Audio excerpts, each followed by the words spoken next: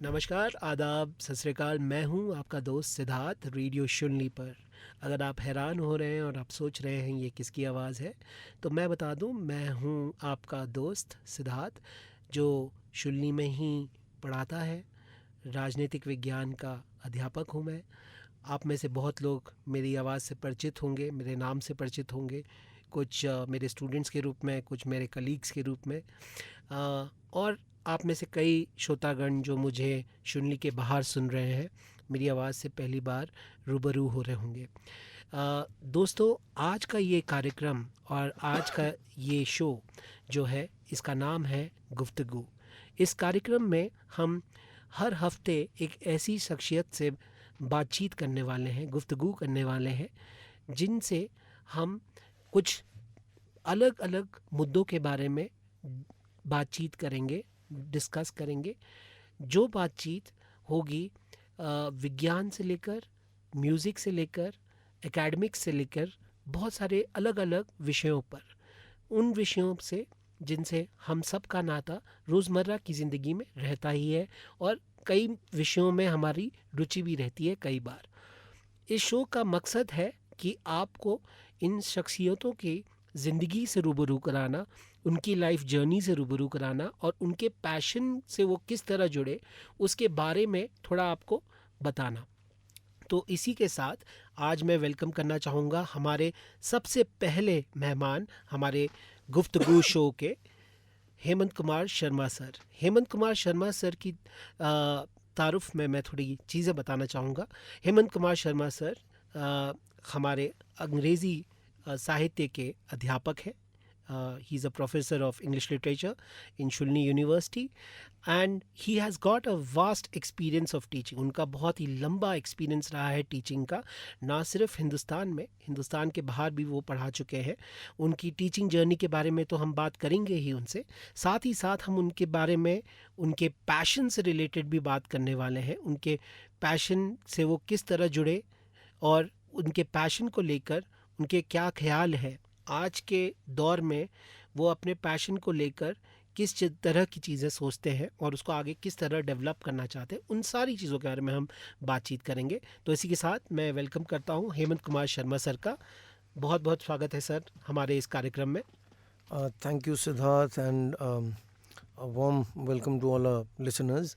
मुझे बहुत अच्छा लग रहा है कि मैं आज आपसे बात कर रहा हूँ सिद्धार्थ, क्योंकि कलीग्स की तरह तो हम रोज़ मिलते हैं। बिल्कुल। आज we are meeting in a different capacity and बिल्कुल for a sir. Different purpose. तो ये भी अच्छा लग रहा है कि एकेडमिक्स से हटके जो है हम अपने जो दूसरे इंटरेस्ट हैं उनकी बात करेंगे। बिल्कुल। इनफैक्ट मैं आपका शुक्रिया अदा करना चाहूँगा कि आपने मेरे फर्स्ट गेस्ट होने के लिए एग्री किया मेरे इस एक्सपेरिमेंटल शो पे। तो इसी के साथ सर शुरुआत करते हैं हम बातचीत की, हमारी गुफ्तगू की। सर, मैं जानना चाहूँगा कि आपकी जो टीचिंग जर्नी है उसकी शुरुआत कहाँ से हुई, और आपका इंग्लिश लिटरेचर में या साहित्य में पर से इंटरेस्ट किस तरह शुरू हुआ, या कि उसकी शुरुआत कहाँ से हुई है? Siddharth, I started teaching long time back. I mean 2001 में मैंने पढ़ाना शुरू किया दिल्ली यूनिवर्सिटी में as an ad hoc teacher. तो साहित्य की जहाँ तक बात है, वो इंटरेस्ट तो मेरा ऐसा मैंने कभी नहीं सोचा था कि मैं टीचिंग में जाऊँगा, and I had never dreamed कि मैं कोई साहित्यकार बनूँगा या राइटर बनूँगा। मेरा बचपन से जो एक ही पैशन था वो था music, and I always thought of myself as someone who would be doing something with music. लेकिन घर पे ज़्यादा सपोर्ट सिस्टम नहीं था इस तरह का, थोड़ा सा कंजर्वेटिव सा माहौल था, और ज़्यादा मुझे इनकरेजमेंट कभी म्यूज़िक के लिए कभी मिली नहीं। हाँ, एकेडमिक्स का पूरा एक माहौल था कि एकेडमिक्स को ही सब कुछ समझा जाता था, आई थिंक, जो कि एक मिडिल क्लास मेंटालिटी है ही हमारे रहती यहाँ है, कंट्री बिल्कुल। में। तो साइंस स्टूडेंट था, बहुत तगड़ा यू टर्न हुआ स्कूल के बाद। I ended up joining literature course Shri Venkateswara college Delhi university में। वहाँ से मैंने जो है अपना इंग्लिश ऑनर्स किया, and that was a time when I realised कि नहीं, ये है वो चीज़ जो मैं करना चाहता हूँ। और I found my passion for stories, for narratives, और वहाँ से फिर मेरी जो है म्यूज़िकल जर्नी भी उसको एक नया टर्न मिला। I focused more on lyrics, and मैंने और लोगों को भी सुनना शुरू किया, शायरों को भी पढ़ना शुरू किया, और सो एक कंपोजिट होल जो है वो वहाँ से फिर डेवलप होना शुरू हो गया। जी। जी, तो ये जर्नी आपकी म्यूज़िक की और एकेडमिक्स की साथ-साथ ही शुरू हुई एक तरह से आई मुझे वुड से जैसा they complemented each other, I would say. Complemented to each other and साहित्य की जहाँ तक बात है, जैसा कि आप बता रहे हैं आपके विभिन्न साहित्यों में काफ़ी रुझान है, काफ़ी इंटरेस्ट है आपका अलग-अलग साहित्यों को पढ़ने में और उसको समझने में, उसके बारे में और गहराई से समझने के लिए, है ना? तो सर मैं ये जानना चाहूँगा कि आगे जो आपने म्यूज़िक को लेके अपनी जर्नी को आगे बढ़ाया, तो आपने कोई इसको लेकर कुछ ट्रेनिंग ली या आपने खुद से इसको नर्चर करके, एक होता है पैशन को हम फॉलो करते हुए उसकी टीचिंग्स लें, कहीं से हम सीखें जिनसे हमें लगता है कि हमें बढ़िया उसको समझने में आसानी होगी। जैसे अगर मैं बोलूँ कि मुझे पब्लिक स्पीकिंग में ज़्यादा इंटरेस्ट है या मुझे बात करने में, लोगों से कम्युनिकेट करने में ज़्यादा जी, इंटरेस्ट है, तो मैं जी, कम्युनिकेशन की थोड़ी क्लासेस लूँगा, उसको और पॉलिश करने की कोशिश करूँगा, जी। या फिर मैं खुद से प्रैक्टिस कर करके लोगों को सुन सुन के करूँ। तो आपने कौन सी रास्ते को अपनाना बेहतर समझा? सिद्धार्थ, कभी मैंने कोई फॉर्मल ट्रेनिंग तो ली नहीं, ना म्यूज़िक में और ना ही किसी इंस्ट्रूमेंट को प्ले करने में। बस ये था कि इंटरेस्ट बहुत ओवर आर्चिंग था, तो जहाँ पे भी मौका लगता था जिससे जो कुछ सीखने को मिल जाता था। और मैं आज भी इसी बात को बिलीव करता हूँ कि anyone who knows more than me in any field is my teacher. So, and I think learning is a thing that never stops. I mean, you're always learning. You always learning. लेकिन formally किसी से, teacher से ऐसा मैंने music नहीं सीखा। 2-4 chords किसी से उठा लिए, 2-4 कॉर्ड्स किसी और से सीख लिए। इसी तरह से मैंने अपना मतलब म्यूज़िक का सफ़र जो है वो तय किया। और जहाँ तक सवाल है कि म्यूज़िक के साथ मैंने क्या किया और कैसे किया, वो ये कि it's been a very personal journey for various reasons. रोटी कपड़ा मकान में ही जो है काफ़ी हद तक उलझ के रह गए। बोर्ड में निकल गई जी, जिंदगी, जी। जो लेकिन सपने बुने हुए थे वो हाँ, रह गए। वो उस तरीके से नहीं कभी हाँ। मटेरियलाइज़ नहीं हो पाया। हाँ, लेकिन ये कि मैंने कभी भी अपना रास्ता नहीं छोड़ा। मैं लिखता रहा, मैं म्यूज़िक भी कंपोज करता रहा और मैं गाता भी रहा। और जैसा कि आप लोग जानते ही हैं, मतलब मैं यहाँ पे भी काफ़ी परेशान करता हूँ लोगों नहीं सर, को पेंट्री में गाना आपकी गा गा आवाज़ के। को सुनने के लिए तो हम हमेशा रहते ही हैं अग्रसर। हमें जी, मज़ा आता है आपके गानों को सुनना, आपकी कॉम्पोजिशंस को सुनना, और थैंक यू सो मच। इसी चीज़ के तो हम कायल हैं। खैर सर, ये एक चीज़ बताइए कि जो कई बार कहते हैं कि गुरु और शागिर्द का जो रिश्ता होता है वो बहुत गहरा होता है, तो ये गुरु शागिर्द का रिश्ता कभी आपकी ज़िंदगी में भी आया है, चाहे वो साहित्य को लेके हो या संगीत को लेके हो? जी, जी। हाँ सिद्धार्थ, या कोई ऐसे गुरु हो आपके जिनके बारे में बिल्कुल, आप बात बिल्कुल। करना चाहें? जी, जी, जी। मैं in fact I will always be indebted to my teachers. मैं आपको बताता हूँ, एक छोटा-सा इंसिडेंट है। जब मैंने टीचिंग स्टार्ट की, तो मतलब मास्टर्स करने के बाद इंग्लिश में, उसके बाद ये हुआ कि I took up a job as an instructional designer. NIIT एक कंपनी है, मतलब ये इसमें है सॉफ्टवेयर में। तो मैंने 1 साल तक इंस्ट्रक्शनल डिज़ाइनिंग की वहाँ पे। उसके बाद ये है कि you know the person that I was with, she was appearing for the net exam. तो उसने मुझसे कहा कि तुम भी ये नेट का एग्ज़ाम दे दो। तो फिर मैंने साथ में थोड़ी तैयारी करके हम लोगों ने नेट का एग्ज़ाम दिया and by the grace of God वो क्लियर हो गया। Those were good old days. तो पहले ही अटेम्प्ट में जो है जी। तो ये हुआ कि उसके बाद suddenly this new road opened up in front of me कि भाई अब आप पढ़ा भी सकते हैं नेट क्लियर करने के बाद। तो फिर आई लेफ्ट दैट जॉब और मैंने फिर पढ़ाना शुरू किया। तो जब मैं पढ़ाना शुरू किया तो मैं क्लासरूम में जब पहली बार गया, this was I remember Shyamlal college Delhi university में, बहुत ही कुख्यात कॉलेज है, बहुत ही वहाँ पे जो है एकदम ख़तरनाक किस्म के स्टूडेंट्स आते हैं उधर, क्योंकि थोड़ा सा एरिया ही इस तरह का है, अलग है जी बिल्कुल, राउडी एलिमेंट बहुत ज़्यादा है जी। तो जब मैं वहाँ क्लास में पहली बार गया, बिकॉज देखिए स्कूल टीचिंग में और कॉलेज टीचिंग में डिफरेंस होता है।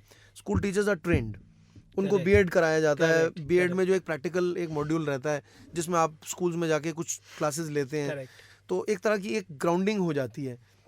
लेकिन उस तरह का कॉलेज टीचिंग में कुछ भी नहीं होता, बस आपने नेट के एग्जाम क्लियर किया and somehow magically you are transformed into a teacher. तो मैं अचानक I was very happy, but that euphoria was short lived, क्योंकि जब when I stepped into the class I realise कि भाई अब यहाँ से काम शुरू होता है, now the party is over, now the actual work begins.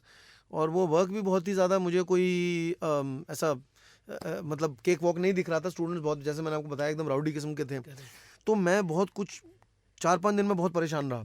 फिर I called up a teacher of mine, मेरे एक प्रोफेसर हैं, professor Majumdar, he is one of the best that we had. तो मैंने उनको फ़ोन करके मैंने कहा सर मैं कैसे पढ़ाऊँ? तो वो काफ़ी हंसे पहले, तो वो कहने लगे कि तुम्हें कुछ याद है कि हम कैसे पढ़ाते थे तुम्हें क्लास में? तो मैंने कहा कि हाँ सर याद है। कहते तो फिर किस लिए परेशान हो, बस वैसे ही तुम भी पढ़ा देना। So then you know that was like तो उन्होंने मुझे बताया कुछ भी नहीं, लेकिन आई रियलाइज कि वो सब बता चुके हैं, बस ऑलरेडी वो बता follow चुके करना हैं। है। हाँ। And then I started working on that. और बहुत सारी चीज़ें जो हैं वो मैंने I referred back to those classes that we enjoyed most. कैसे सर पढ़ाते थे, क्या उनके मैनरिज्म्स थे, क्या उनका तरीका था। तो वो सब करके आई रियलाइज कि यार it's not all that difficult जितना लग रहा है। तो वाकई आई हैव टू से कि जो कुछ भी मैं हूँ वो मैं अपने टीचर्स की वजह से हूँ। Going back to my earliest teachers, जो कि मेरी 2 बड़ी बहनें जो मुझसे काफ़ी बड़ी हैं, एक 10 साल बड़ी हैं, एक 12 साल बड़ी हैं। दे वर माय फर्स्ट टीचर्स। मैं म्यूज़िक में जो भी मेरा है, जो कुछ भी है मेरा इंटरेस्ट है या जो भी कुछ मैंने सीखा है, they introduced me to the best kind of music right from the beginning. मतलब जो क्लासिक्स थे वेस्टर्न म्यूज़िक में और इंडियन म्यूज़िक में, that was the kind of music that they brought me up on. तो वो टीचर्स मेरे हैं, थे और हमेशा रहेंगे। And I don't think I can ever grow out of their shadows, and I am always thankful to them. Right sir. आगे बढ़ते हुए सर, आपका कोई पसंदीदा गाना जो हम आपको सुना सके और हमारे लिसनर्स को भी सुना सके? जी, मेरा पसंदीदा गाना, सबसे पसंदीदा गाना जो है वो I am happy to share with you, बहुत ही ऑप्टिमिस्टिक गाना है। वो है देवानंद साहब पे फिल्माया गया मैं ज़िंदगी का साथ निभाता चला गया। जी, बहुत ही बढ़िया। दैट्स ऑलवेज बीन माय फिक्र को फेवरेट धुएं में सॉन्ग। उड़ाता चला जी, गया। बिल्कुल। जी।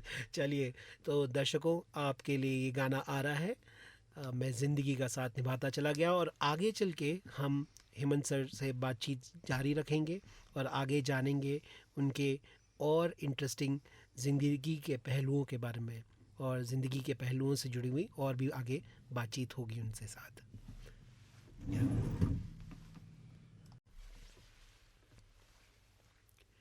Welcome back friends. हम बात कर रहे हैं हेमंत कुमार शर्मा के साथ।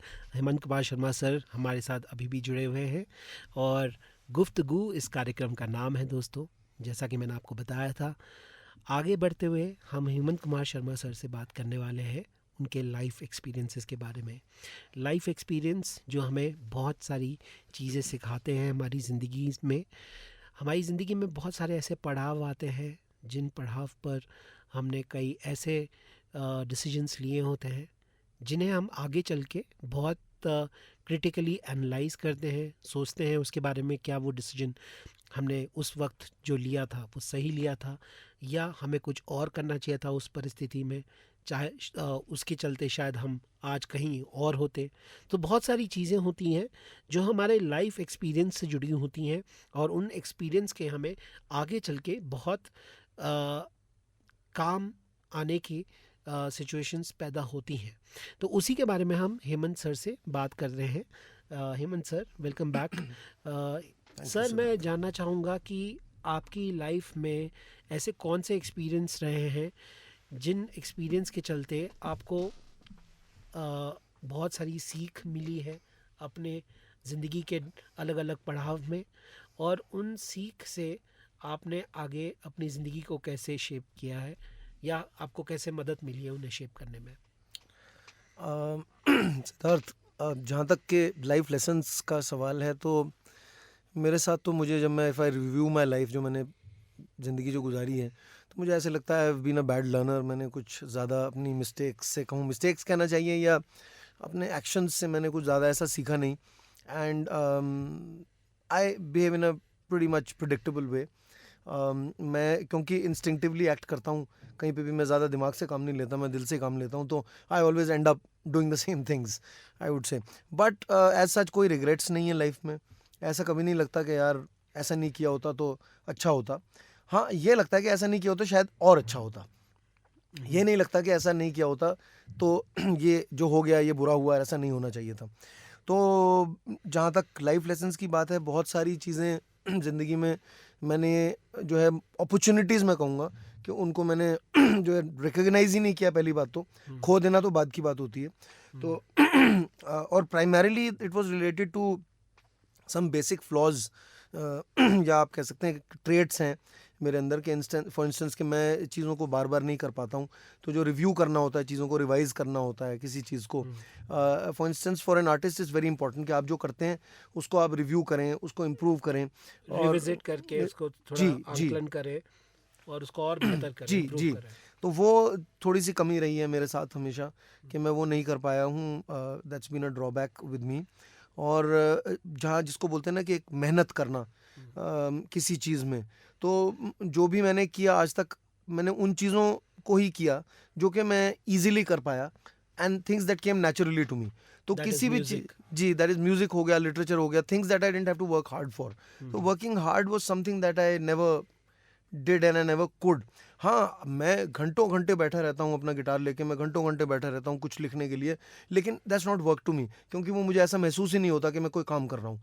तो जो उस चीज़ में आपको मज़ा आ रहा है, जी उस चीज़ का आपको शुरुआत से एक शौक रहा है जी जी और उस चीज़ में आपको ज़्यादा एक्साइटमेंट पैदा होती है जी जिसको आपको और समझने की, गहराई से सीखने जी। की तो वो मेरे लिए काम नहीं होता, लेकिन चाह एट द रहती है। सेम टाइम मुझे ऐसा लगता है कि आपको सीखना बहुत ज़रूरी होता है। फॉर एग्जांपल जैसे मैं गिटार बजा रहा हूँ, जी, तो ये गिटार मैंने कभी प्रोफेशनली किसी से सीखा नहीं। बिल्कुल। सिंग कर रहा हूँ, मैंने सिंगिंग प्रोफेशनली सीखी नहीं। मुझे लगता है कि शायद मुझे सीखना चाहिए था प्रोफेशनली।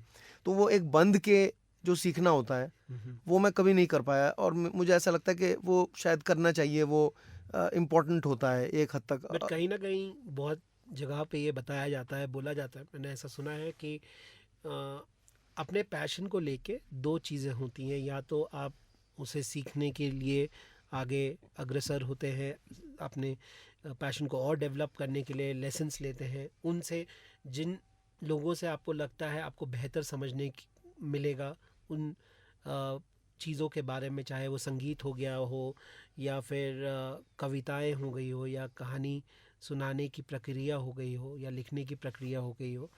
इन चीज़ों को आप किस तरह से देखते हैं? क्या आपको लगता है कि किसी से लेसन्स लेना ज़्यादा बेहतर आपको बना सकता है अपने पैशन के प्रति, या आपके लिए वो ज़्यादा कारगर रहा है कि आपने खुद से ट्राई कर के दोबारा एडिट कर के या उसको इम्प्रूव कर के सीखा है?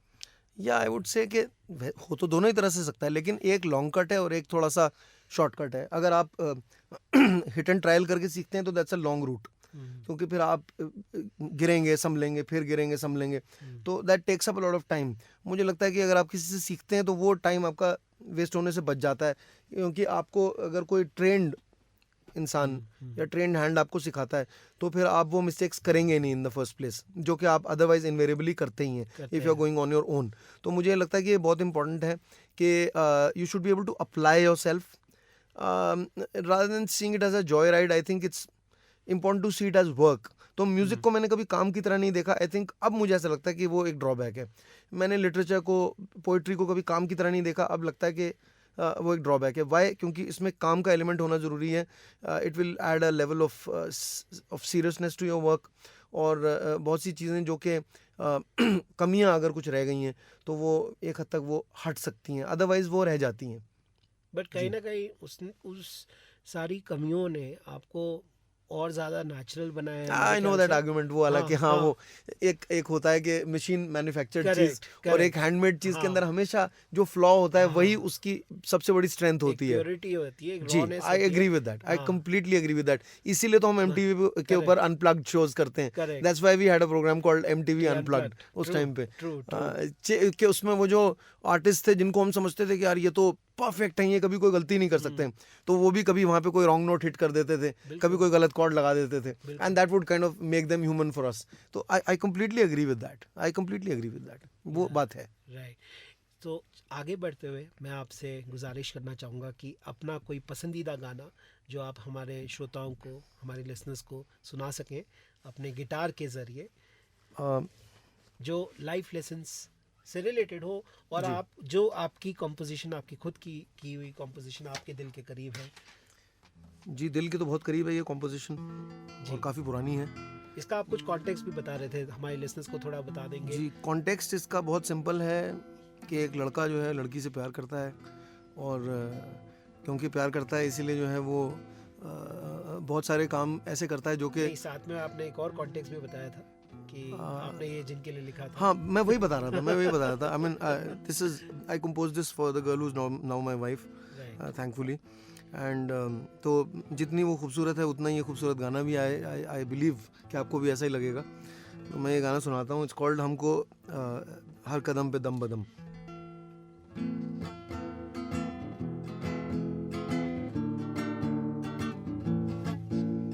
हमको हर कदम पे दम बदम, जो गम मिले वो साथ मेरे चल के हंस दिए सनम। आपकी हिदायतें हैं हमसे ये शिकायतें हैं, हमको है नहीं जरा शर्म। हवा का है कहाँ वतन, नजर नजर डगर डगर, जाने कब कहाँ थमे कदम।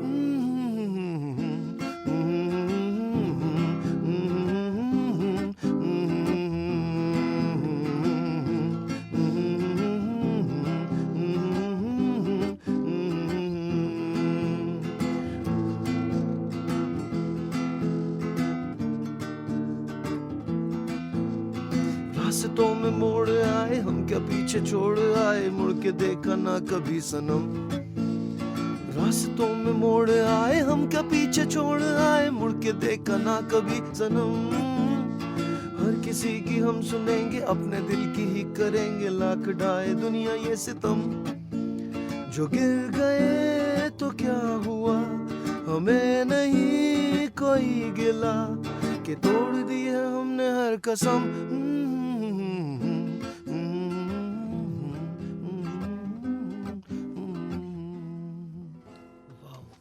That's simply amazing, sir. Sir, life lesson से एक और चीज़ जो जुड़ी हुई थी और जिसके बारे में मुझे जानना था आपसे, कि जिस तरह से आप बता रहे थे लाइफ चॉइसेस को लेकर या उसको कभी रिग्रेट ना करते हुए आगे बढ़ने को लेकर, कितना आसान लगता है आपको जब अगर आप एक कंपैरेटिव सेंस में देखें आज के दौर के जनरेशन को और हमारे दौर की जनरेशन में, अपने लाइफ चॉइसेस को एक एग्रीएबल तरीके से अपने एल्डर्स तक पहुंचाना और उसे कायम तौर से अपनी ज़िंदगी में लागू करवा पाना, वो आज कितना आपको आसान लगता है या तब कितना डिफ़िकल्ट लगता था, या फिर आज भी उतना ही डिफ़िकल्ट है आपके लिए? मुझे लगता है डिफ़िकल्ट तो उतना ही है, क्योंकि जनरेशन गैप तो रहता ही है हमेशा। हाँ, लेकिन ये है कि हमारे टाइम पे जो वॉचवर्ड था या हमारी जो जनरेशन थी वो ज़्यादा आइडियलिस्टिक थी। मुझे लगता है कि हमारे लिए idealism was an important thing, तो हम इतने प्रैक्टिकल नहीं थे उस टाइम पे हम लोग। आज मुझे ऐसा लगता है कि जो आज की जनरेशन है वो प्रैक्टिकल ज़्यादा है, मटीरियलिस्ट ज़्यादा हैं वो लोग। तो इन दैट सेंस एक होता है कि हर नौजवान का उस उम्र में जो है ना एक उड़ान होती है, एक सपना होता है, और मोस्ट ऑफ द टाइम्स वो जो उड़ान होती है वो it doesn't run parallel to जिस तरह से दुनिया चल रही होती है। कई बार वो इट्स अगेंस्ट द ग्रेन, तो उसमें फिर जो है ना वहाँ पे फिर विरोध पैदा होता है। और उस टाइम पे मुझे ऐसा लगता है कि उस टाइम पे वो इतना डिफ़िकल्ट नहीं था जितना कि शायद आज है। क्योंकि आज क्या हो गया कि क्योंकि हम इतने प्रैक्टिकल हैं और दुनिया भी हमारे आसपास बहुत प्रैक्टिकल है, तो ऐसे में अगर आप एक आइडियलिज्म पे चलने वाले इंसान हैं, I think it's going to make life very difficult for you. उस टाइम पे हमारे जैसे बेवकूफ़ और बहुत होते थे, तो ये होता था कि एक बेवकूफ़ दूसरे बेवकूफ़ के कंधे पे सर रख के रो लेगा। लेकिन आज वैसा बेवकूफ़ ढूंढना थोड़ा सा मुश्किल है, तो यू विल बी आइसोलेटेड। तो मुझे लगता है कि उस टाइम पे ये ज़्यादा ईजी था। पेरेंट्स की बात करें तो पेरेंट्स भी मुझे लगता है आज ज़्यादा एलियनेशन है। मुझे ऐसा लगता है कि पेरेंट्स और बच्चों के बीच में एलियनेशन ज़्यादा है। हम लोगों के बीच में तो इस तरह से जो है ना पबजी और वीडियो गेम्स और दूसरे जो इतने सारे मीडिया हैं, आप खुद भी एक उसकी दीवार नहीं तो थी। आप बहुत एक्सपीरियंस से ये बात बता रहे हैं। जी जी जी जी। तो आपको क्या लगता है कि इस गैप का कारण क्या रहा है, एलियनेशन का मुख्य कारण क्या रहा है? मशीन्स। आई थिंक हम इतना ज़्यादा मैकेनाइज हो गए हैं कि वो वही चीज़ है कि ऐसा बोला जाता है कि एक टाइम आएगा, पुराने लोगों ने कहा कि जब दूर पास हो जाएगा और पास दूर हो जाएगा। और वो प्रैक्टिकली आज हम देख रहे हैं कि आप देखेंगे कि एक घर में लोग बैठे हैं, वो बच्चा जो है, लड़का जो है, वो कहीं मतलब हज़ारों किलोमीटर दूर किसी से चैट कर रहा है। आपकी ये बात मुझे एक बहुत जी। एक बहुत ही आइकॉनिक तस्वीर याद दिला रही है। आशा भोसले ने आज से कुछ समय पहले ये फ़ोटो शेयर की थी सोशल मीडिया पे, जहाँ पे वो एयरपोर्ट में बैठी हैं। उनके साथ उनके फैमिली से 2-3 लोग हैं और उनके खुद के मैनेजर भी हैं। वो सब लोग अपने अपने गैजेट्स में लगे हुए हैं। जी। मतलब उनके जी। बताने का मकसद ये था कि एग्जैक्टली। बैठे तो सब साथ हैं, लेकिन जी। सब अलग अलग दुनिया में व्यस्त हैं। So exactly. आपकी बात से मिलती एग्जैक्टली। जुलती बात मुझे जी, ये बिल्कुल। याद आई। बिल्कुल। सर आगे बढ़ते हुए कोई आपका पसंदीदा गाना जो आप हमारे लिसनर्स को सुनाना चाहेंगे? Music, um, any of your देखिए, मेरे लिए फेवरेट म्यूज़िक चॉइसेस? में बहुत ज़्यादा इंपॉर्टेंट चीज़ होती है, धुन तो इंपॉर्टेंट होती है, लेकिन मुझे ऐसा लगता है लिरिक्स बहुत ज़्यादा इंपॉर्टेंट है, जो कि आजकल ये चीज़ कहीं खो गई है। लिरिक्स आजकल बहुत ज़्यादा अच्छे, मतलब कम ही मिलते हैं देखने को अच्छे लिरिक्स। तो और पुरानी फ़िल्मों में मुझे लगता है that was a normal thing, तब तो लिरिक्स अच्छे होते ही थे ज़्यादातर, क्योंकि लिरिक्स भी कोई भी बैठ के नहीं लिख देता था। शायर हुआ करते थे, राइटर्स होते थे जो लिखते थे, जैसे साहिर लुधियानवी के आपने गाने सुने हैं। करेक्ट। और तो वो लोग शायर थे और उनकी राइटिंग जो रिफ्लेक्ट करती है उस चीज़ पावर को। तो पुराने गानों में अगर मैं कोई गाना सजेस्ट करूं तो मुझे ऐसा लगता है कि बहुत सारे गाने, आप पुराने गानों में से कोई भी आप उठा लीजिए, प्यासा फिल्म के गाने हैं, चौदहवीं का चांद के गाने हैं। तो मेरे ख्याल से इन 2 फिल्मों में से तो कोई भी चलिए गाना आप दर्शकों को सुना हेमंत सकते सर हैं। की फरमाइश पे हम प्यासा फिल्म का एक गाना सुन के बहुत जल्दी वापस आते हैं, क्योंकि हेमंत सर से हमारी बातचीत अभी भी जारी है और आगे चल के हम और भी एक्साइटिंग विषयों पे बात करने वाले हैं हेमंत सर के साथ।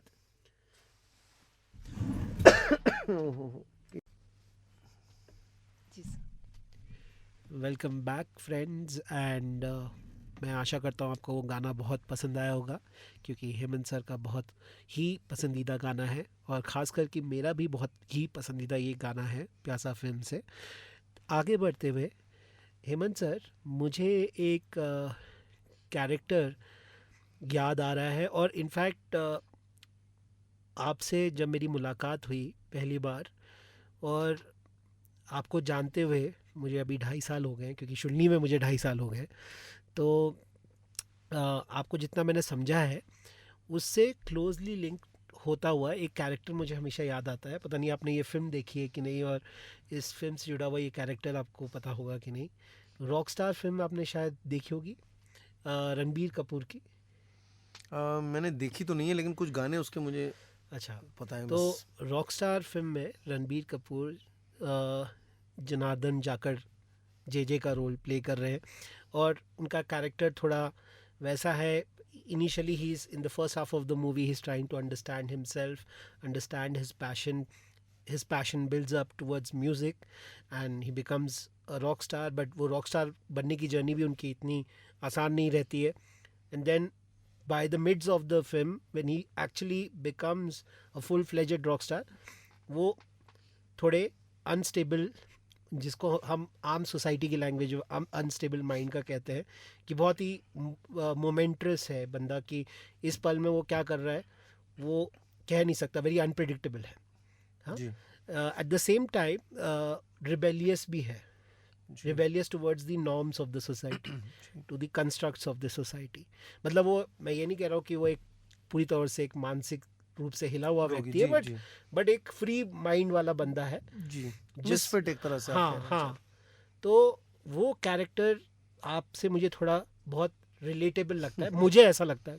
और उसका कारण क्या है कि जिस तरह से हमारी बातचीत कई बार हुई है, कई इश्यूज़ को लेकर, कई टॉपिक्स पे हमारी बातचीत हुई है और उन पे आपकी जो राय रही है बहुत ही इंटरेस्टिंग टेक रहा है। जी। तो मैं ये जानना चाह रहा था, मेरा सवाल ये था, क्या आपको इसकी रिसेम्बलेंस लगती है अपने कैरेक्टर में कि एक रिबेलियस या एक रिबेलियन रूप से आप अपने नेचर को देखते हो? Rebellion not in a terms of a negative connotation, but questioning the norms of the society, the constructs of the society, or creating a fabric for your own self. देखिए, मुझे rebellion का तो पता नहीं, लेकिन हाँ, मुझे ऐसा ज़रूर लगता है कि I am some kind of a misfit. और रिबेलियन वर्ड तो खैर बहुत बड़ा वर्ड है, लेकिन हाँ, ये मुझे ज़रूर लगता है कि मैं किसी हद तक एक मिसफिट हूँ और I find sometimes I find myself alienated, isolated and alone. यहाँ तक कि मुझे ऐसा लगता है कि कोई भी नहीं है शायद जो कि भाई समझे कि मैं क्या कर रहा हूँ और मैं क्या करना चाहता हूँ. And I don't blame anybody for that because सबका अपना अपना टेम्परामेंट है, अपनी अपनी मसरूफियात हैं, अपना अपना ज़िंदगी का एक ढंग है. लेकिन मुझे ऐसा लगता है कि हाँ, कुछ ऐसे प्राणी भी होने चाहिए समाज में जो कि बिल्कुल बिल्कुल बिल्कुल. मिसफिट हो. हाँ मतलब rebellion again just to simplify, इसका मतलब ये नहीं है कि जी विद्रोह हो रहा है, बट ये मतलब है कि जी हर सोसाइटी के जो कंस्ट्रक्ट्स हमें देखने को मिलते हैं मुझे different लगता है वो form बहुत में, ज़रूरी है उसको क्वेश्चन करना और उसकी हाँ, लेजिटिमेसी को क्वेश्चन जी करना. हम तो वो मैंने आप में बहुत प्रखर रूप से देखा है, बहुत जी मूल रूप से देखा है कि ये बहुत इंटरेस्टिंग चीज़ है आपकी पर्सनालिटी में, और उसको आप बहुत सही तरीके से रखते भी हैं अपनी बातों को.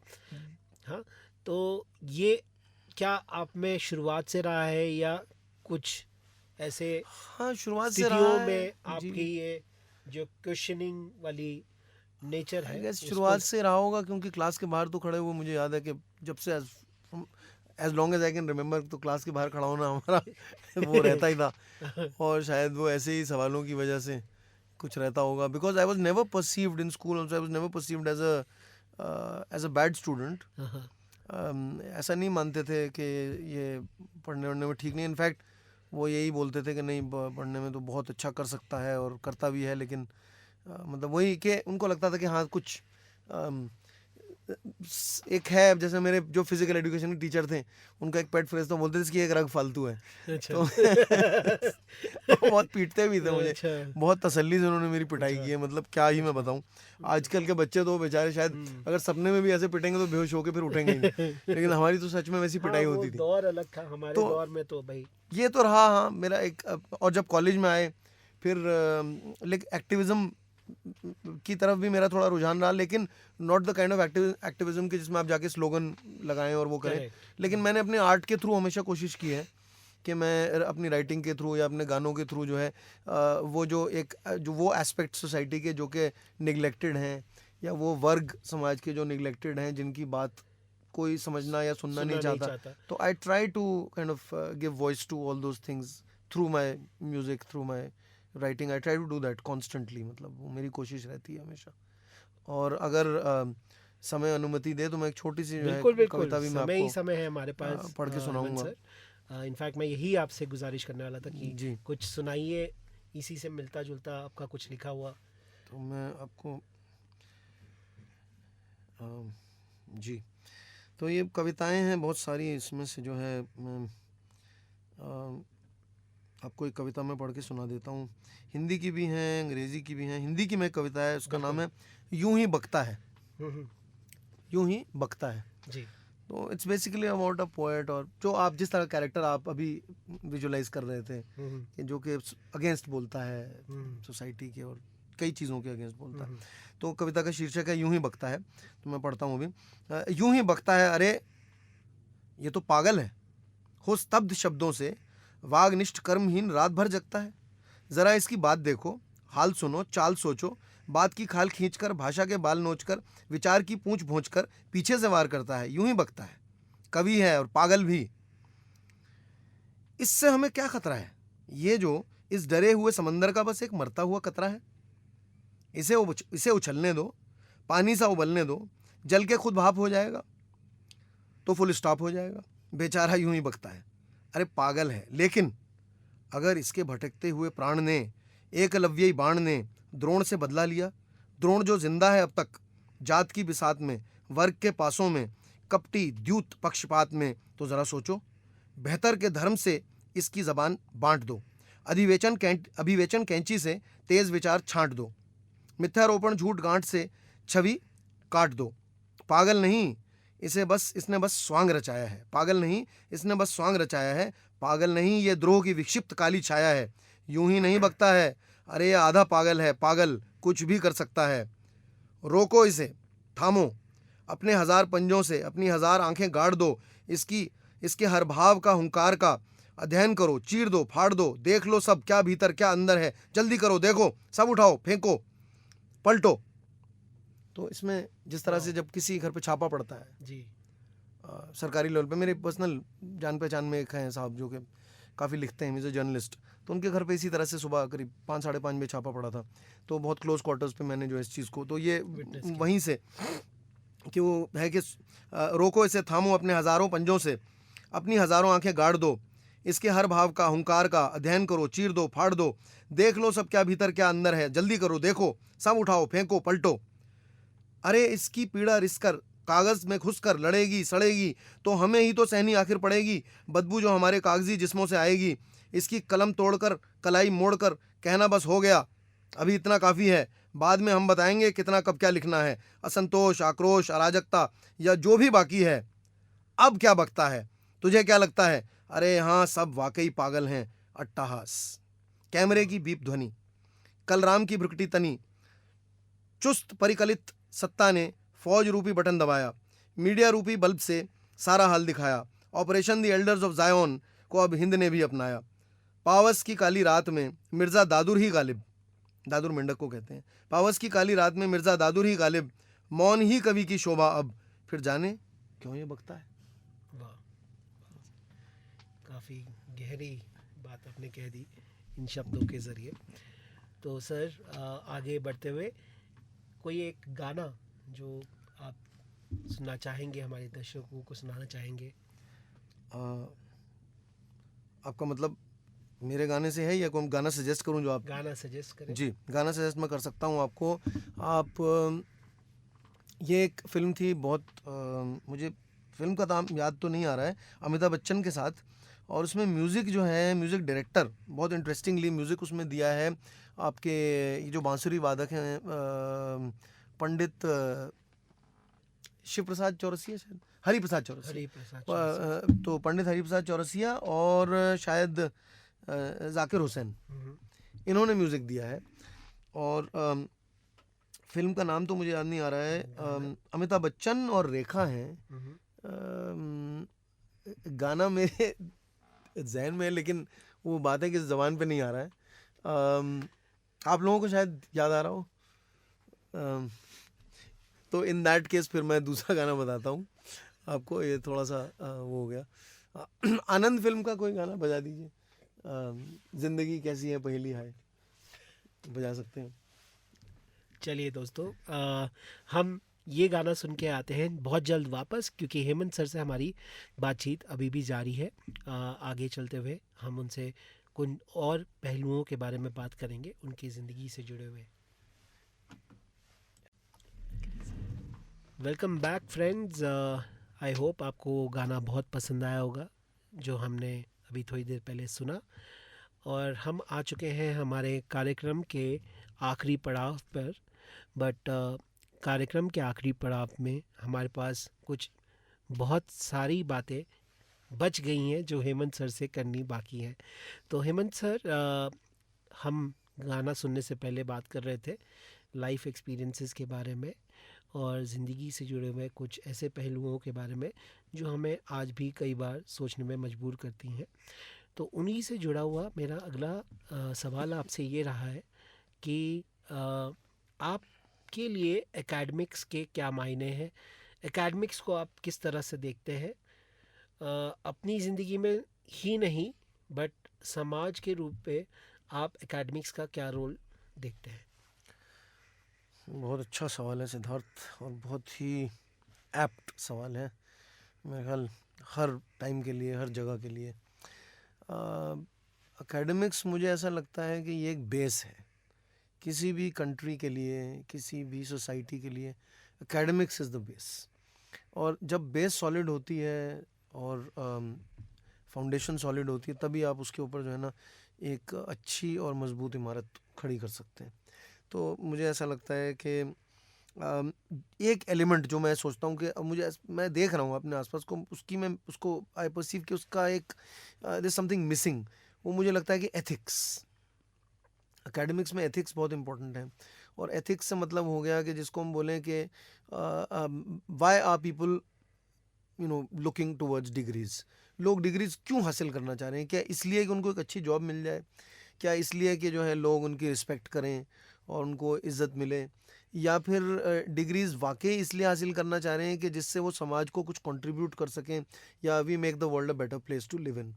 तो मुझे लगता है कि जहाँ तक एजुकेशन का सवाल है, एकेडमिक्स का सवाल है, तो यहाँ तक कि जॉर्ज ये अपने जो बीटल्स के जो लीड सिंगर थे, अगेन आज थोड़ा सा मुझे मेमोरी लैप्सेस हो रहे हैं, तो उनका जो इमेजिन जो गाना है, I think Y John Lennon. John Lennon जो है, उनका ये गाना, आई think it's something that's academic because it deals with making the world a better place. I think academics is all about making the world a better place, not about getting people jobs. It's not about providing raw material or fodder for factories and for companies and firms. It's most importantly, it should reflect in the social structure. In a similar line एक और चीज़ जो है आम तौर पे बहुत question करी जाती है सोसाइटी के लेवल पे, आज की यंग जनरेशन के लेवल पे भी ये चीज़ बहुत आम तौर पे हमें सुनने को भी मिलती है, क्लासरूम्स में भी कई बार हमें सुनने मिल जाती हैं कि इसका मकसद क्या है, या इस विषय का हमें आगे जी, चल के जी। क्या फ़ायदा Yeah, होने वाला है। Exactly. क्या ये मेरे स्किल में काम आने वाला है, क्या ये मेरी नौकरी में काम आने वाला है, जी। क्या ये मेरे करियर को और बेहतर तरीके से शेप करने में काम आने वाला है। तो मेरा कंप्लीट सवाल सर ये था कि हमारे जो विषय हैं जो हम पढ़ाते हैं, जैसे आप अंग्रेज़ी जी, साहित्य जी। पढ़ाते हैं, मैं राजनीतिक विज्ञान पढ़ाता हूँ, जी। हमारे एक और फैकल्टी हैं जो इतिहास पढ़ाते हैं, ये सारे विषयों का जो महत्व है, क्या आपको लगता है वो आज के दौर में ख़त्म होते जा रहा है, और उसकी क्या रेलेवेंस है जो सोसाइटी और यंगर जनरेशन को समझने की ज़रूरत है? Exactly. Again, this is a burning. It should be a burning question, though it's not. Unfortunately, I think it's a very important question. क्योंकि now what we're talking about is basically the crisis in humanities. I would refer to that Right. the crisis in humanities. Absolutely. और ये हो रहा ये है पूरे world level पे ही हो रहा है ये, आई गेस, कि जो रैम्पेंट कैपिटलिज्म जो है, अनचेक्ड अनफेटर्ड कैपिटलिज्म जो है, उसकी वजह से क्या हो रहा है कि everything is being turn into some kind of venture, एक फिनेंशियल वेंचर। तो जो आपके और मेरे हमारे ये जो विषय हैं, जैसे पॉलिटिकल साइंस, हिस्ट्री, इंग्लिश साहित्य, ये सारी चीज़ें जो हैं, इकोनॉमिक्स, ये सब चीज़ें धीरे धीरे they are becoming dysfunctional. Why? Because यही वो विषय हैं जो लोगों, जहाँ से जो है ना वॉइस ऑफ डिसेंट आता है, जहाँ से क्वेश्चनिंग होती है, जहाँ से जो एक जिसको हम बोलते हैं जो आइडियोलॉजिकल जो स्टेट अपैरेटस है उसको क्वेश्चन किया जाता है। तो because voices of dissent in humanities के डिसिप्लिन से आती है, इसलिए ये सब अंडर द स्कैनर है। और जो आर्गुमेंट दिया जा रहा है वो ये दिया जा रहा है कि यार इन डिसिप्लिन से जो है रेवेन्यू जनरेट नहीं हो रहा है। और रेवेन्यू जनरेट इसलिए नहीं हो रहा है क्योंकि धीरे धीरे जो इनसे रिलेटेड जॉब्स थी वो आई फील कि उनको इनफैक्ट कट डाउन किया जा रहा है, और लोगों को एक लेवल पे डायरेक्टली तो नहीं, इनडायरेक्टली डिस्करेज किया जा रहा है कि इन सब सब्जेक्ट्स को पढ़ के क्या मिलने वाला है आपको। तो साइंसेज हो गई, मैनेजमेंट हो गया, ये सारे जो सब्जेक्ट्स हैं जो कि those subjects that would be like useful tools for the capitalist और for the industrialist, for finance और वट एवर, उन सबको जो है ना उनको टूल पकड़ रही हैं वो चीज़ें। और ये आपके हमारे सब्जेक्ट्स जो हैं ये सब क्राइसिस में जा रहे हैं। यहाँ तक कि मैंने ये भी सुना है कि अमेरिका में जो टेन्योर्ड जो पोजीशंस होती हैं प्रोफेसर्स की, वहाँ पे ये जो ह्यूमैनिटीज़ के प्रोफेसर्स हैं उनकी इतनी बुरी हालत है कि उनको कैफ़ेज़ में बैठ के अपने कोर्सेज़ को सेल करना पड़ता है।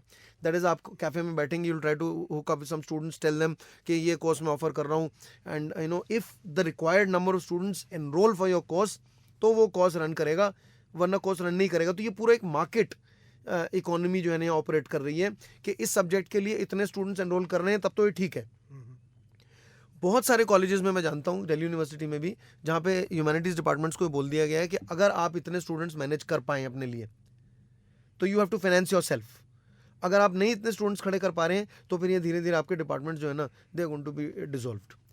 तो ये इसको थोड़ा मैं बेटर वे में अगर पूछ जी, पाऊँ please, आपसे, और please, थोड़ा please, इसको और थोड़ी गहराई से, कि हमारे विषयों का जो विषय हम पढ़ाते हैं उसका मकसद क्या है और वो क्या चेंज लाता है। जैसे अगर आप अंग्रेज़ी साहित्य के बारे में बात करें, ये आपके हिसाब से स्टूडेंट्स की लाइफ में क्या चेंज ला सकता है, या किस तरह से वो स्टूडेंट्स को मदद करता है समाज को देखने में और समाज की डिफरेंट चीज़ों को समझने में?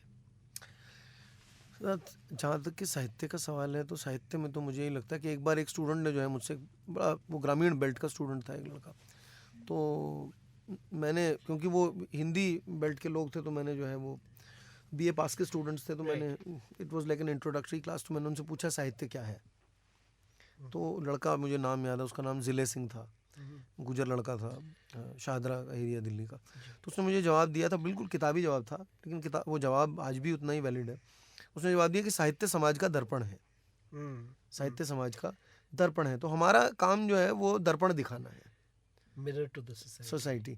और हमारा काम ये भी है कि हम जो मानवीय मूल्य हैं, जिनको हम कहते हैं, मानवीय मूल्य जो हैं, वैल्यूज़ जो हैं, उनको हम जिंदा रखें और उनकी हम किसी तरह से, in a way also sharpen critical thinking. Exactly, I think that's very important, कि जो है क्वेश्चन करना, क्योंकि मैं पहली जो अभी बात हो रही थी आपसे, कि क्वेश्चनिंग जो होती है वो ज़्यादा यहीं से आती है। बिल्कुल।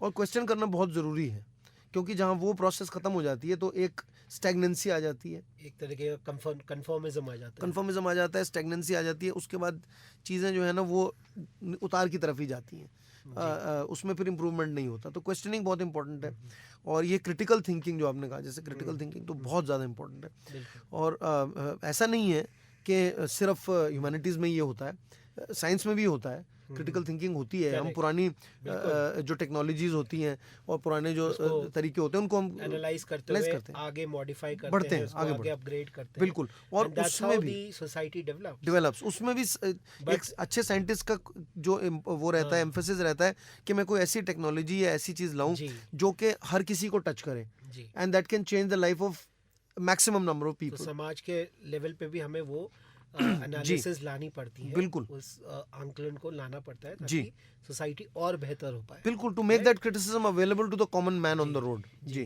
तो हेमंत सर, आप अपने क्लासरूम में ऐसी कौन सी स्किल्स को यूज़ करते हैं जो आपकी एक तरीके से, अगर हम कह सकें, टीचिंग पेडागोजी के रूप में आप यूज़ करते हैं, जिससे आप बच्चों को और साहित्य के करीब ला पाए और साहित्य को बेहतरीन रंग से इंजॉय करवा पाए? सर देखिए, जहाँ तक साहित्य का सवाल है, it's all about stories, narratives. Correct. तो मेरे हिसाब से नैरेटिव में जितना इम्पोर्टेंट उसका कंटेंट होता है, इतना इम्पोर्टेंट उसका फॉर्म भी होता है, कि जो आप स्टोरी प्रेजेंट कर रहे हैं, एक तो स्टोरी इंपॉर्टेंट तो है ही है, फिर स्टोरी को किस तरह से प्रेजेंट कर रहे हैं वो भी बहुत इंपॉर्टेंट है जी, है ना। तो अब इसमें मुझे ऐसा लगता है कि सोक्रेटिस जो मैं देखता हूँ, जो सोक्रेटिक मेथड है, इट्स ब्यूटीफुल, डायलेक्टिक्स। और मैं कोशिश करता हूँ कि अपनी छोटी कोशिश जिस तरह से मैं कर सकता हूँ, ऑब्वियसली ये तो मतलब वो सर्कल अलग था, वो टाइम अलग था, वो लोग अलग थे, लेकिन मैं कोशिश करता हूँ कि वो मेथड किसी तरीके से, because I don't want the students to be like dead meat, कि जो सिर्फ जो है वो रिसीव कर रहे हैं। You know, the teacher should also be open to questioning. बिल्कुल, वो आपको कई बार, और मैंने खुद इस चीज़ को एक्सपीरियंस किया कि मैं किसी चीज़ को पढ़ा रहा हूँ तो कभी कभी it's a rare but a very joyous occasion कि जहाँ पे कोई स्टूडेंट आपको एक ऐसा पॉइंट ऑफ व्यू दे देता है किसी चीज़ पर जिसके बारे में आपने नहीं सोचा होता है, and that's like a eureka moment, right. तो मैं कोशिश यही करता हूँ कि इस तरीके से जो है ये जो डायलेक्टिक्स जो है, like I always believe, and I sometime also say in my class that like you, I am also a student of political science. Exactly. I'm still learning. जी, बिल्कुल। I still don't think that I know completely. Knowing of all is not what I am. So we always learn through our experiences, our new upgradation of understanding the way society looks at different perspectives. People look at different perspectives, analyze it, and with all the literatures, I believe, ये शायद आप भी इसमें कितना इस चीज़ से वाकिफ रखते होंगे कि हर लिटरेचर को पढ़ने का और उसे समझने का हर किसी का अपना एक नज़रिया हो सकता है, देखने का हो सकता है। Literature is about point of views, yes, definitely about point of views. तो एक ही चीज़ को तो आप कई तरीकों से देख सकते हैं। हाँ, मैं कई बार मैं खुद as a literature person I have been frustrated with this statement कि हाँ ये भी ठीक है वो भी ठीक है। तो अल्टीमेटली फिर आदमी कहता है कि यार सब कुछ ही ठीक है, तो फिर ठीक है क्या मतलब। सो मैं सोचता हूँ कि वहाँ पे भी हमें एक हद तक उसको वी नीड टू क्वालिफाई, एक लाइन ड्रॉ करनी पड़ती है। It's not as if everything is right, it's just that you know there are different points of views absolutely, and those points of view they all have their reasons. तो हमें मुझे लगता है ये debate करने के बजाय कि ये पॉइंट ऑफ व्यू ठीक है या ये पॉइंट ऑफ व्यू ठीक है, डिबेट करने की सोचने की बात यह है कि ये पॉइंट ऑफ व्यू है क्यों, what is behind this point of view. अगर ये पॉइंट ऑफ व्यू बना है तो ये क्यों बना है, हाँ, और इसका मकसद क्या है, और इसका जो रूट कॉज है या उसको हम समझने की कोशिश करें, रादर देन फाइटिंग अबाउट कि यार ये मतलब फॉर एग्जांपल एक बहुत ही मतलब क्रूड सा एग्जांपल मैं दे रहा हूँ कि rather than debating about which religion is right, I think it's more important to think about why religion is there at all. उसके पीछे की जो मूल भावना है, जो मूल विचार हैं वो क्या है, कहाँ से उत्पन्न होता है, और क्यों हमें रिलीजन की जरूरत है, राइट। तो मेरे ख्याल से वो ज़्यादा इंपॉर्टेंट है रादर देन डिबेटिंग आउट कि नहीं ये रिलीजन ठीक है, ये ठीक नहीं है, या ये ज़्यादा ठीक है, ये कम ठीक है। आई थिंक दैट्स लाइक वो काउंटर प्रोडक्टिव हो जाता है वो। Right. Thank you so much, sir, you're most for welcome, sir. giving your time, your precious time to us. Thank you so And much for having me. Frankly speaking, मुझे तो बहुत ही आपके साथ बात करके मज़ा आया। Same In here, fact, Siddharth. मुझे इस बात की बहुत खुशी है कि मैंने अपने इस कार्यक्रम की शुरुआत आपके साथ की है, आपकी ऐसी बेहतरीन शख्सियत और पर्सनालिटी के साथ की है, multi talented, multi faceted person के साथ की है। टू एंड द शो और to end my today's episode, I would like you to sing a song and end it on a musical note. Actually, I have a bad cough and cold, but तो खांसी मुझे आ जा रही है बीच में बार बार। Our listeners are used to raw talent and raw voice. A bit too raw, I'm afraid. तो ये गाना है जो कि बहुत पुराना गाना है ये भी, तुम जो मिल गए हो। बस एक दो लाइन गाऊंगा कि मुझे खांसी कभी भी आ सकती है। तुम जो मिल गए हो तो ये लगता है कि जहां मिल गया, तुम जो मिल गए हो तो ये लगता है कि जहां मिल गया, एक भटके हुए राही को कारवां मिल गया। Wow, amazing. Once again, thank you so much, Hemant Kumar Sharma, sir. Thank you so much. So friends, that was Hemant Kumar Sharma for all of you. A wonderful personality, like you heard. Amazing insight and intriguing aspects of his life that he shared with all of you. आप लोगों के साथ उन्होंने अपनी ज़िंदगी के अलग अलग फैसेट्स के बारे में बातचीत की। मैं आशा करता हूँ आप सबको इनको सुन के और हमारी इनके साथ बातचीत सुन के बहुत ही मज़ा आया होगा, बहुत ही आनंद आया होगा। आगे हम ये कार्यक्रम और अलग अलग शख्सियतों के साथ जारी रखेंगे। अगले हफ्ते फिर से मुलाकात होगी एक नए गेस्ट के साथ और एक नए चर्चा के विषय पर। धन्यवाद।